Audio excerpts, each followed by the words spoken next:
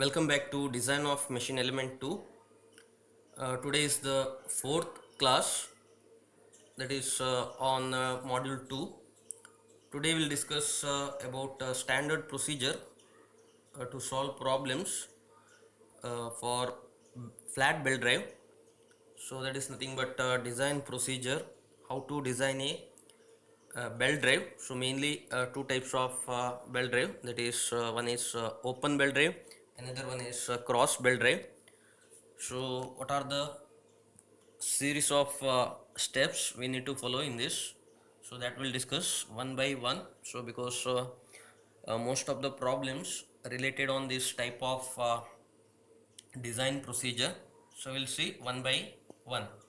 So the two main important types of belt, that is open and cross belt drive. In some of the problem they will not mention belt drive specifically like open or cross, they will mention only flat belt drive. In such cases, whatever the design, so that we have to follow according to the open belt drive. So that is the one of the important note that you have to follow. In some of the problems they will not give you which type of belt drive in case of in flat belt drive, so then we have to go for always open belt drive. Now we'll see one by one what are the steps we need to follow in this design of flat belt drive. The first one, that is unknown speed or unknown diameter. So this is the first step. With the help of this one, you need to calculate unknown diameter or speed. So according to this relation, you need to find out. Here n1 stands for whatever the speed of rotation related to driver, and n2 whatever the speed of rotation related to follower, or we can call it as driven. So d is the diameter of smaller pulley, because the small letter indicates smaller pulley, and capital letter D is for larger pulley. Or so there will be one more equation. At the same time, sometime they will give in terms of thickness. Suppose if the thickness of the belt is given in the problem, so always you have to go for this equation. You have to add thickness, because some of the problem they may give you thickness of the belt, so then you have to follow this equation. So that is one of the important note. If thickness is not given, you have to directly follow this one. So this can be written as n1 divided by n2, so that is equal to capital letter D divided by D, so small letter d. So that is the first step in the design for flat belt drive. So mainly we use for open and cross belt drive. Using the above relation, find unknown values. That you have to find out whatever the unknown value. Usually sometime thickness will be unknown, or sometime d will be unknown, sometime n1 will be unknown, sometime n2 will be unknown. If you use this relation, so whatever the unknowns value, that you have to calculate. Now yeah, you can see here. So this is the uh, diagram is there in your data and book. According to same notation you have to follow. So you will get this from figure 14.1a. So that is open belt drive, and figure 14.1b, that is cross belt drive. So it is actually crossed belt drive. So that is from page number 290. So you can see the difference, open belt drive and cross belt drive. So we already discussed whatever the theory behind this. The main thing is, you can see here, the small letter d is nothing but diameter of pulley, that is for smaller pulley, it is denoted by small letter. Similarly, the bigger pulley is denoted by capital letter D, that indicates capital D is nothing but diameter of larger pulley. Similarly, same notation can be used for cross belt drive also. Here also same thing, small letter D is for smaller pulley and capital letter D is for larger pulley. So similarly theta S and theta L are the whatever the contact of the belt, so that with respect to pulley, so this portion of the belt is under contact. So if it is related with the larger pulley, then you have to denote it as theta L.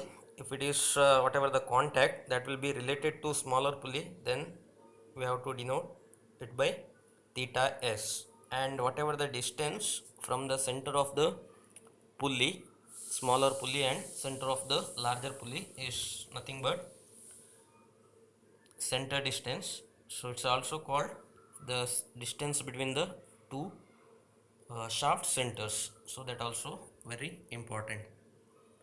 So with the help of this diagram, we'll move forward. So these are the one of the important description with the units. So in design of belt drive, we have to follow following notations. That is, A is nothing but area of cross section of the belt. At the same time, in case of wire rope, it is area of wire in rope, and B is the width of the belt, so whatever the notation B, and capital letter is the width of the pulley, and C is center distance between the two pulleys, and unit also given at the end you need to follow. So you'll get this from page number 289. And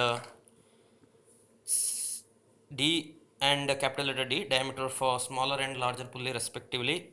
F is nothing but effort. Ft is nothing but net belt pull. G is acceleration due to gravity. T is thickness of the belt, because this is also very important, because we need to find out what is the cross section of the flat belt. That is, width is here B and thickness is here. So B into T is nothing but whatever the area of the rectangle, so that is nothing but area of the belt cross section.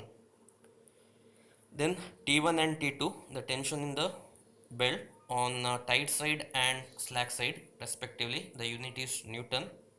And TC is nothing but centrifugal tension. We derived the expression for the same already, so that also you have to write in N. V is the velocity of the belt in meter per second, and mu, so that also plays very important, because you may already derive the equation for belt tensions, that is T1 by T2, that is equal to e to the power mu theta. So mu plays very important in flat belt drive. So it is nothing but coefficient of friction between the belt and pulley. Similarly, if tension is known, so easily you can calculate sigma 1 and sigma 2.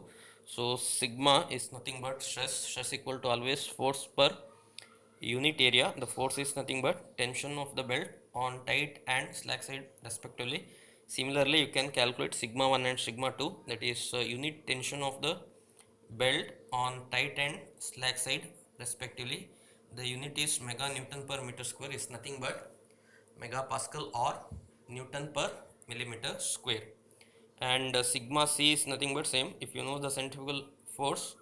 So if you the whatever the force divided by unit area, so that will get centrifugal coefficient for centrifugal stress is not a coefficient, centrifugal stress for leather belts, that is also Newton per millimeter square or megapascal. And sigma D is the allowable stress or design stress. Based on this stress, that is sigma D, we need to design the belt, so whatever the cross section of the belt. And theta is the arc of contact, so whatever the contact between the pulley surface and belt surface, that is nothing but theta. If in case of smaller pulley, so it is denoted by theta S. For larger pulley, it is denoted by theta L. So L is stand for larger and S is stands for smaller. Now coming to the second steps, very important steps, that is based on the velocity. So we need to calculate, that is if some of the problem they may give you velocity or in some of the problem they will not give you velocity. So if not given the velocity, then you have to find out with the help of this relation. Sometime they will give you velocity, then you may be calculate some other unknown values with the help of velocity. So velocity is given by pi d into n1 divided by 60,000. So d is nothing but the whatever the pitch whatever the pitch circle diameter of the pulley for smaller pulley. At the same time, n1 stands for the whatever the speed of rotation for smaller pulley. So same velocity, that is pi into d into n2 divided by 60,000. So that is for the follower, this is for driver. The same equation, so you have to add when the thickness is given. So that is, if thickness is given, use second relation. So this is the second relation, so you have to add thickness to the diameter. So then velocity becomes pi into d plus t into n1 divided by 60,000, or pi into d plus t into n2 divided by 60,000. So that is one of the important note, because some of the problem they may give you thickness of the belt. In some of the problem they will not give you thickness. If thickness is given, then always go for second equation. So this is about second step. Now coming to the third step, that is centrifugal stress. So directly the whatever the value, that is sigma c w into v square divided by 10 to the power 6 into g. So we'll get equation from 14.3 f. This is one of the important equation. So here w is nothing but density. So below this equation, so you can find all the units of w. So the standard units you have to follow while substituting in this equation, because velocity always in meter per second. At the same time, the g also in meter per second square. So I think this should be also in some in terms of meter cube, kg per meter cube. So that's why you have to divide it by 10 to the power 6. I think you have that equation you can see here, that is 14.3 f for the stress in the belt due to centrifugal force Tc. So Tc is nothing but centrifugal tension. So because of this tension, there will be a centrifugal stress in the belt. So that can be calculated with the help of equation number 14.3 f wv squared divided by 10 to the power 6 into g. So you can see here what you mean by w. So it is very important, weight density of belt material. So that should be in Newton per meter cube. Understood, right? Newton per meter cube, because already here g is there. So most of the problem they may give you density. So density means kg per meter cube. So you have to convert that into weight density by multiplying 9.81 meter per second square. So if you multiply that one, so you will get w in terms of Newton per meter cube, because while using this equation, this w should you have to always you have to keep in Newton per meter cube, because already one more g is there in the denominator. So that you have to take care. If because why, because sometime they will give you the whatever the weight density, sometime they will give you directly density, that is mass by volume. So unit will be in terms of kg per meter cube, or sometime they may give you in gram per cc. So you need to go for conversion, then only you can substitute in this equation, that is 14.3 f. Now fourth one, the capacity. One more important factors you need to find out for the design of flat belt drive. So here the main thing, you need to calculate e to the power mu theta, because you know the tension in the belt drive is given by T1 by T2 equal to e to the power mu theta. So here two pulleys, that is smaller and larger pulley. So that's why you have to calculate separately for larger pulley as well as separately for smaller pulley. Calculate e to the power mu L theta L. So here mu L is nothing but coefficient of friction for larger pulley, and theta L is nothing but angle of contact for larger pulley, and mu S is nothing but coefficient of friction for smaller pulley, and theta S is nothing but coefficient of friction for smaller pulley. So after calculating this, we have to take the smaller value as capacity. So out of these two value, that is e to the power mu L theta L and e to the power mu S theta S, out of these two value, one value will be minimum. So that value you have to consider as capacity for your entire design. So and one more important note you have to go for, one of the important note, that is if the coefficient of friction is same for the both the pulleys, that is mu L is equal to mu S equal to mu sometime, so they will give you only one value for both the pulleys, then no need of calculating this again, so no need of comparison. So directly you can go for a smaller pulley, so that is you need to only find out e to the power mu S theta S. So this is one of the important note. Whenever the coefficient of friction is same for both the pulleys, then always you have to go for smaller pulleys by calculating e to the power mu S theta S. So this is one of the important thing. Now how to calculate theta S and theta L? So that also directly from the data and book equation, that is from 14.1a and 14.1b. Suppose for if your belt is open belt drive, if the belt drive is open belt drive, then if the problem is related to open belt drive, then always you have to go for 14.1a and 14.1b. So 14.1a to find out theta S value, and 14.1b to find out theta L value. So that is the one of the important note. So both angle you need to find out, so whatever the angle, so that we have to write in terms of radian. So this is very important, so this should be in radian mode. So and you will get whatever the answer in radian. Same thing, if the belt is cross, if the belt is cross like the cross belt, so then another equation you have to use to find out theta L and theta S, and here always theta L is equal to theta S, that can be calculated with the help of 14.2a. So here C is nothing but center distance between the two pulleys, and capital letter D is nothing but diameter of larger pulley, small letter d is nothing but diameter of smaller pulley. After substituting value, so you will get whatever the angle theta in terms of radian.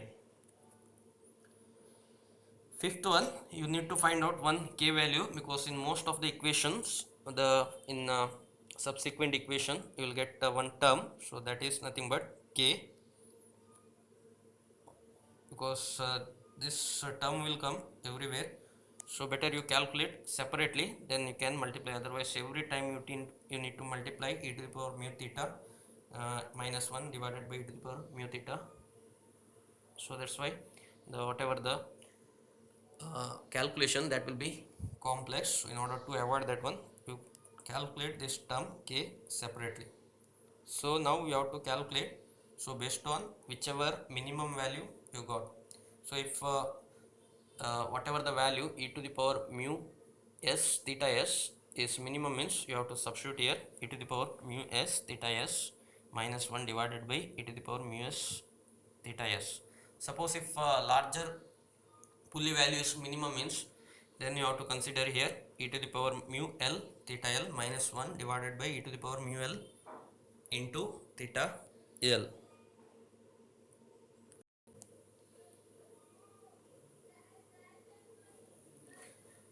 Now sixth one, that is width of belt. So directly you need to find out what is the width of the belt. Some of the problem they may give you width, so then you need to find out power, whatever the things they will ask directly to find out power or center distance or length of the belt, whatever the thing, so that you can calculate. So power transmitted per millimeter square area, so that can be calculated, that is denoted by P per millimeter square. So that will get from equation number 14.6a from your data and book, that is V divided by 1000. So because whatever things you will get in kilowatt per millimeter square, so into sigma d. Sigma d is nothing but maximum stress, or we call it as design stress. So in some of the cases they will give you ultimate strength and factor of safety. So then you need to find out first sigma d. The sigma d can be calculated sigma ultimate divided by FOS, that is nothing but allowable stress or design stress or maximum stress. And this maximum stress always the whatever the stress that with respect to tight side, because in belt drive always whatever the stress that will be more in tight side. So that is with respect to 1, the 1 stand for tight side and 2 stands for slack side. That's why sigma d it may changes to sigma 1 minus sigma c. Sigma c is nothing but centrifugal tension, so we already calculated with the help of equation in step number I think 3. So that is then this term, because this term is nothing but k, because already you calculate, otherwise again and again you have to substitute here e to the power mu theta. So that's why in order to avoid that one, so already you calculated in the previous step, that is constant k. Directly you can multiply the value of k here, so you will get power transmitted per unit area. So that is the equation number 14.6a. Now power transmitted, what is the power to be transmitted? So that can be calculated with the help of this equation 14.5a. So that is nothing but P equal to tension into velocity divided by 1000. So same equation you can written like this. The tension is nothing but, so this term entire term is sigma d. Sigma d is related with the this one maximum tension. So stress here force, that is stress into area, so B into T is nothing but area. So that's why sigma d into area is nothing but force, that is T1. Similarly here this term WV square divided by 10 to the power 6 into G is nothing but sigma C. So sigma c is nothing but centrifugal force.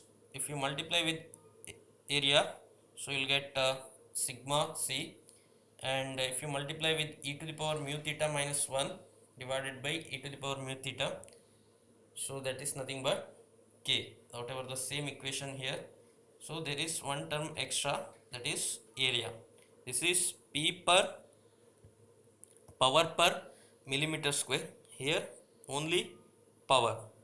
So you can see here the, these two equations are same, the only changes here is B into T, that is nothing but area. So now how can we calculate area?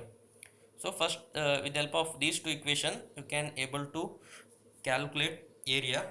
So that is nothing but this equation, area of cross section of belt, that is A, is nothing but B into T. So that is the cross section of the belt, because flat belt is always having rectangular cross section, that's why area of the belt is nothing but B into T. So that can be calculated power transmitted divided by power transmitted per mm square area. So this mm square area, power transmitted get cancelled, the mm square area will comes to numerator, so it's nothing but area. So the LHS and RH should be same. So easily you can calculate with the help of these two equation, that is 14.6a and 14.5a. With the help of these two equation, if you divide this equation for 14.5 a divided by 14.6, sorry 14.6 divided by 14.5 divided by 14.6, you will get the power transmit, you will get area, sorry, you will get area of the belt. Once you get the area of the belt, easily you can calculate width, because width can be area divided by thickness, so that can be calculated with the help of this equation. Now we'll move forward, that is length of belt. This is one of the design important criteria, the selection of the belt cross section as well as length of the belt from manufacturer's catalog. So for open belt, so you have to go for this equation, that is 14.2b. So that is with the help of this equation we already derived this one.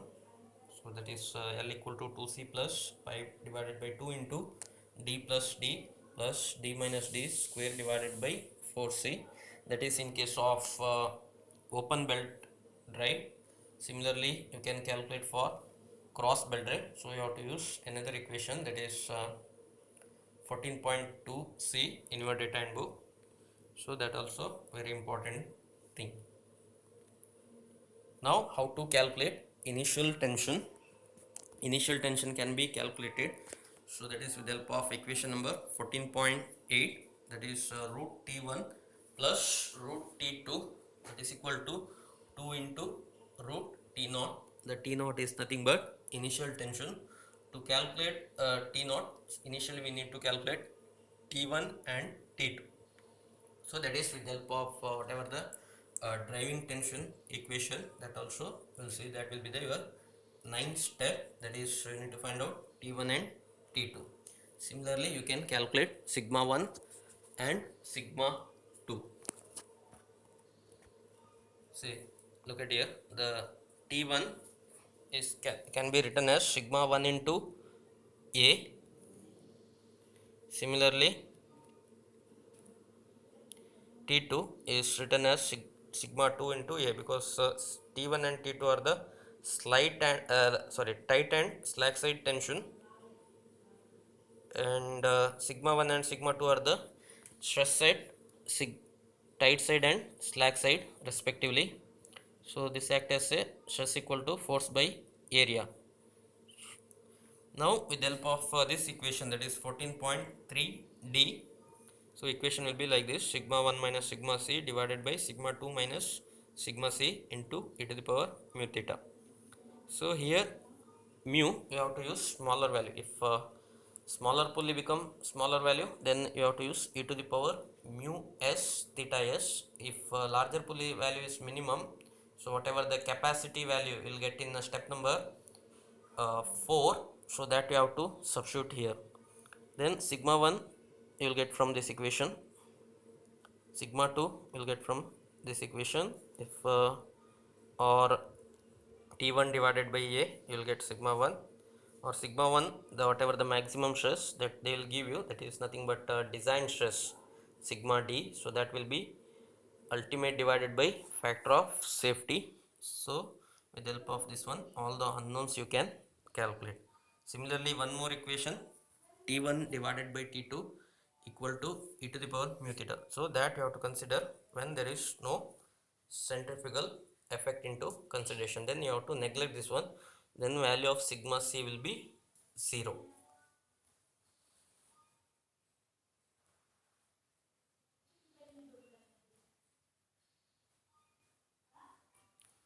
So this is about design procedure of flat belt. So once you finish the flat belt drive, so then we'll move towards design of V belt drive. So there also will solve a lot of problem, because these two types of problem, the flat belt and V belt, are very important. Easily you will get two questions, that is for 20 marks including theory. If theory is not there means, so you will get all problems. So that's why first we'll finish whatever the problems that is based on flat belt drive, that includes both types of belt drive. One is open belt drive, another one is cross belt drive. So that will see.